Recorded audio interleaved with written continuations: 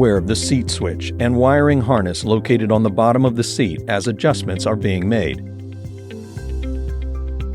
First, raise the seat. Loosen the adjustment hardware under the seat base.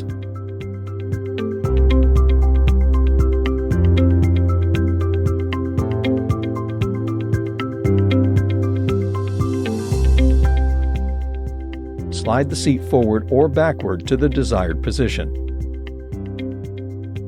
Tighten the hardware to 6.7 foot-pounds.